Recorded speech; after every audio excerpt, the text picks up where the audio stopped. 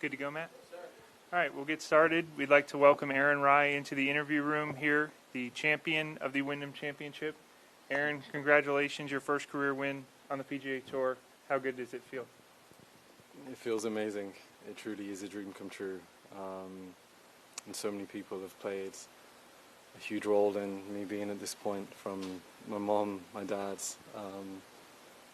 the rest of my family, Shabir Randari, who's helped me since I was 8 years old, from my education to funding my golf and travels. Andy Proudman, Pierce Ward from Me and My Golf, Andrew Caldwell from Active Therapy. There's a huge team behind me being sat here, and I wouldn't be here without all of those guys. So yeah, just extremely happy and grateful to be here and to be surrounded by great people as well. So many great finishes over the last couple of months for you. After the Zurich Classic, you were outside the top 100 in the FedEx Cup, and since then you've reeled off a bunch of top 10s, and you've now moved up to number 25 in the FedEx Cup standings, entering the playoffs. How good does that feel, knowing that you've made such a big jump in the standings, entering the playoffs, and getting closer to a lot of the goals that I'm sure you've set for yourself? Yeah, incredible. Very, very happy to have even been in the first playoff event going into next week before this week. To make that jump is a really great achievement. Obviously, a lot can change over the next 3 weeks, for the better and also for the worst. So there's still a long way to go with the FedEx Cup playoffs, and which ultimately determines where we finish at the end of the year. But putting that to one side, as you said, for the last 4 months since the end of April, it's been a really good stretch of golf. Very proud and happy with the consistency more than anything else. Obviously amazing to be here and to win this week, but I'm almost just as proud of how consistent the last couple of months have been. All right, we'll take some questions out here. If you have a question, we'll get a microphone to you. We'll start with Helen on the left. Hey, congratulations, first of all. Thank you.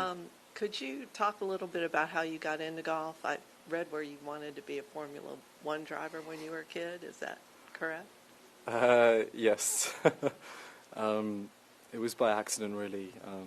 My dad used to play a lot of tennis when he was younger, and I think he was trying to teach me how to play tennis, but my forehand looked more like a golf swing, so then he felt that I may have had something natural for golf, and then decided to take me and to learn himself about golf, and he coached me till I was about 11 or 12 years old, and he was a complete non-golfer, so that's how I started the game. I was really into Formula One as a kid, and I'm not sure how much of a realistic dream that was, but pretty soon after, probably from the age of 7 or 8, I wanted to be a professional golfer. Who was your favorite driver? Michael Schumacher. And do you know anything about NASCAR? Unfortunately not, no. Other questions for Aaron? Is it true that you once made 207 10-foot putts in a row?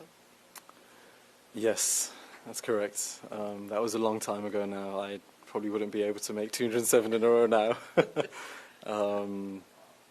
But yeah, there was a training aid at the time, and as part of the advertising campaign for the training aid, they associated a world record with it, which was how many putts could you hole from 10 foot in a row.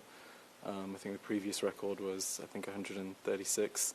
And yeah, managed to make a few more than that, but that was when I was 15, so that was quite a long time ago now. How long did it take? About an hour and a half. Adam? Missed some early stuff there, but how surprised are you that you ended up winning this tournament?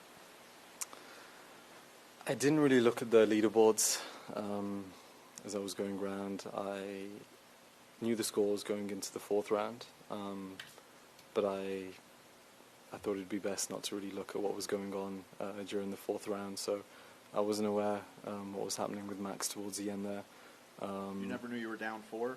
No. Or that it, anyway.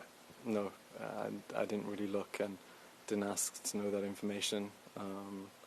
And I think that was probably a good thing. That helped me just to focus on the golf. I was playing well, and I knew that if I finished off well, then you never know what can happen. So yeah, that was I thought that was probably the best play. Is that something you always do, or? For the most part, I think there are certain situations where it is good to know the score for me, whether that's on the last hole or the last couple of holes, if there are different ways of playing it.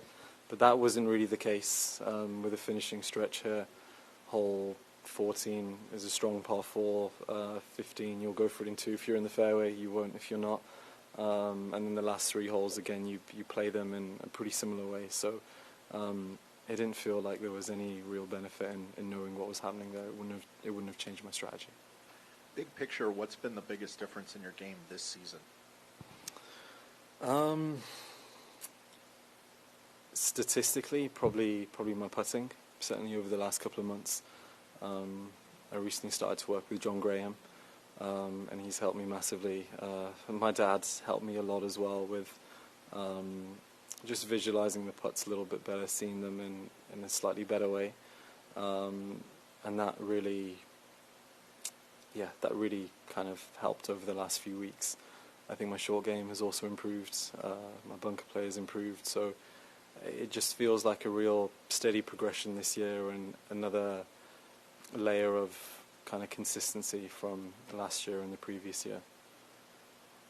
What's the coolest thing for you about now being a PGA Tour winner? I haven't really had much chance to think about that. I think just that statement alone of being a PGA Tour winner is truly a dream come true. To win on any professional golf tour is an incredible accomplishment. The PGA Tour is the pinnacle of golf, and it's amazing to be competing here week in, week out, but to have won a tournament is extremely special and something I'll always remember. One here. So you didn't know that he had that Max had 4-putted. Did you know when he 4-putted a couple holes later? I mean, when did you know? Was there a time at all you knew on the course where you stood? Not particularly. I did ask my caddy on the 18th tee what the situation was, and he knows me pretty well, and I trust whatever he says to me, and he just said just focus on playing a good hole here. He didn't tell you you were ahead? No, he didn't. He didn't. But I also assumed that from him saying that, that's probably what it meant. And then when I walked up to the green, I did have a look to see the leaderboard. But until that stage, I wasn't aware of what the situation was. It looked like when you were walking down 18, Billy Horschel might have said something to you. Did he? And if he did, can you share what he said? So on the tee box, he asked me if I'd like to know what the situation was, and again that prompted me to ask my caddy 30 seconds later what the situation was. But he was very encouraging to me walking down that hole, which was extremely nice of him, just being extremely positive. It shows how class of an act that he truly is, even on the 16th hole, just very encouraging, very positive towards me. And yeah, it was great to share that with him. And even in the score recording afterwards, when I was told that we'd won again, I felt really emotional, and it was really nice to share that moment with him. Do you and Billy have a relationship from being in Jacksonville, or could you describe the nature of your relationship before today? Yeah, we've just got to know each other a little bit more through living in Jacksonville, through practicing at TPC Sawgrass. We've played a couple of practice rounds together, been paired in tournaments as well, but it's more so just from practicing a little bit together at TPC. Again, from when I came out on tour, just very supportive, always there if I had any questions, and obviously he's one of the best players in the world, had an amazing career up until this point, so for him to share some of his knowledge with me has been incredible. So yeah, it was great to share that with him today as well. This was a really long, strange week here with the storm and all that earlier in the week. Two questions. What did you do Thursday when there was no golf to be played and rain was pouring down? And forgive me if you've already been asked this, but what was it like playing 36 today to finish it out? On Thursday, it was actually really nice to just take a day off. I spent a while speaking to family, to my sister, to my mom. Got some food, went to the cinema, which is really rare on a Thursday. Deadpool, Wolverine. So it was actually really nice just to chill out and have a day off, and not feel guilty for having a day off either, which was a bonus. And then today, obviously knew it was going to be an extremely long day. Luckily played the US Open qualifier a couple of months ago, which I guess helped in the situation today. It's not rare that we play 2 rounds in one day, but having that experience and just kind of managing energy and also managing my time on the Saturday night with recovery, with just trying to physically feel rested and energized going into today, definitely helped there towards the end. I'm sure I'll feel it when I go back to the hotel this evening, but I felt pretty good energy-wise, which was really nice. In your first interview, when you finished, you said you called it a dream to win on the PGA Tour. When did that become a dream for you?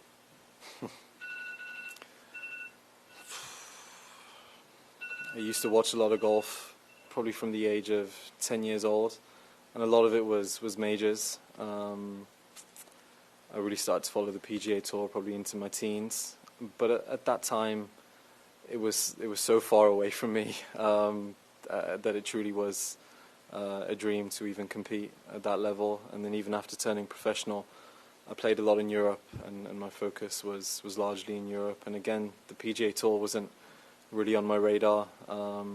Luckily, it kind of happened when maybe I was ready for it to happen. And then, yeah, being out here, I really appreciate how strong of a tour it is, how great of a tour it is, and just how high the level of golf is. So all the memories as a kid and growing up in my teens, mixed with actually understanding the reality of what the tour is like, just makes it that little bit more special. It was mentioned yesterday that you went out to congratulate the winner, the Rocket Mortgage. I saw you do the same thing at the Canadian. Is this something you've been doing all year or for a long time? And why did you start doing it? Not really. I think over the last couple of months, I've been fortunate enough to play in a lot of the later groups. And then the Canadian Open, Bob McIntyre was in contention. And I've got to know him a little bit more over this past year. And he's had some tricky times kind of early on in the year. And to kind of be there when he had that success was really nice. And I just wanted to show my support during that period. Rocket Mortgage, again, we were in the last group. Cam Davis played a great round. So yeah, if I'm around in those situations, I'll always congratulate the winner. It's an amazing achievement, and everyone has such a special journey to be playing on the PGA Tour. And when it culminates in a victory, it's incredibly special. So yeah, if I'm around, I'll always do that. Aaron, I've talked to you a good bit, and I've always come away with this sense that you're this incredibly calm, at peace, grounded person. It's a very hectic and stressful life out here for you guys. Is your personality that calm, centered? Is that something you've always had? Did you pick that up from parents, or where did that demeanor come from? I think my mom and dad have played a big role in that. They've played a huge role in everything that I've done. I think faith and meditation and staying grounded and being grateful and humble are values that they've installed in me since a really young age. I guess I try and be that way now. It genuinely is who I am. Everyone has their moments, of course, but I really try and stay as grounded and appreciative of just where I am in life. the people that I have around me as well. Any more questions for? Excuse me. What did you do to manage your energy? You talked about managing energy. What did you do to do that? And can you describe the point that you knew that you were going to win the tournament? So I think in terms of managing my energy, it started yesterday. After finishing the round, I went back to the hotel, slept, and then I came back, did some practice, saw the physio, did a cold plunge, slept really well last night, and then, I mean, it sounds a little bit strange, but that was the reason I wore really light colors today as well, to just try and take the sun a little bit better compared to wearing darker colors, and just stay in the shade, just kind of the basics really, kind of stop when I felt like I needed to take those little breaks, and felt like I did a pretty good job at being preparation going into today, and also being on the course too. All right, I think our last question for Matt. Aaron, I don't know too many folks out here who I've seen work harder than you, and you've been close several times. You've obviously got to get to Memphis, but I'm just wondering, what are you got planned for tonight? I have a 5:30 a.m. flight tomorrow morning, so it's going to be a very short night for me. I'll get back to the hotel, speak to my family for a little bit, and then just an early night, and travel to Memphis tomorrow morning. Any other questions? All right, Aaron, thank you very much for your time, and congratulations.